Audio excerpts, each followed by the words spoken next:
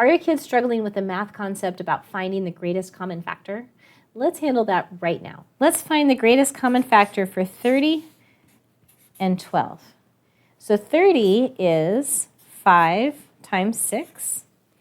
And 5 is prime, so we stop there. But the 6 can be broken down into 2 and 3. Okay, and then these are prime numbers, so we stop there. So if I multiply 5 times 2 times 3, I get 30. Okay, now let's do that same thing for 12. 12 is 3 times 4. 4 can be broken into 2 times 2. Okay, so this is, if I multiply 3 times 2 times 2, I will get 12. Okay, so where does the greatest common factor come in? Well, I look to see what's common between both of them. I see they each have a 2. Okay. And this one has a second 2, but this one doesn't. This one has a 3, and so does that one. And this doesn't have a 5. Okay, so what we do is we say the greatest common factor is 2 times 3. So the greatest common factor for 30 and 12 is 3 times 2, which is 6. Now, as a side note, if you had said 12 was actually 2 and 6, can you see how you'd actually still get the same answer? Yeah, my prime numbers are still 2 times 2 times 3, which is here. They'll just be in a different order. What is the greatest common factor for 24 and 18? Okay, so 24, you have a lot of choices here. I'm going to pick 3 times 8. 3 doesn't go any smaller evenly, okay, but 8 does. This is 2 times 4. 4 becomes a 2 times 2. So let's circle all of the prime numbers, numbers that cannot be broken into anything smaller. Okay, 18 is 3 times 6. 6 can be broken into 2 times 3. Okay, so which ones are common between both? So I have this 3 and that 3. Okay, you can only pick them once. I have another 3, but there isn't a second one here. Okay, so then say, you know what, this 2 is common. Okay, and then that's it. So my greatest common factor is going to be 2 times 3, which is 6. So I wanted to pause just for a second and check in. How are you feeling about what we're doing so far? Are you starting to notice some patterns? All right, we're going to do a couple more problems, but I just wanted to invite you, if you are ready to dive into a full math class with me for free, you can register at getmath.net/fractions. So if you want to learn this more easily without feeling confused or overwhelmed, or if you just want to get ahead in class, then I'd like to invite you to register for my fractions class for free. You can register at getmath.net/fractions.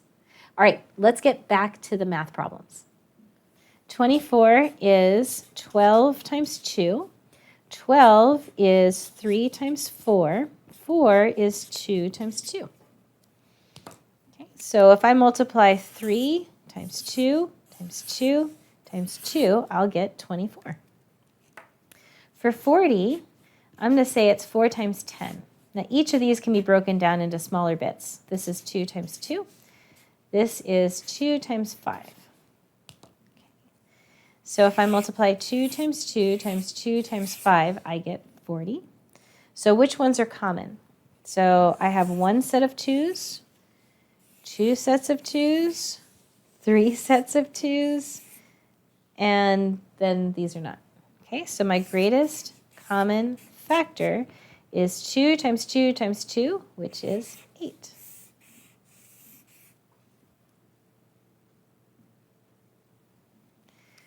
All right, what if I have 5 and 13?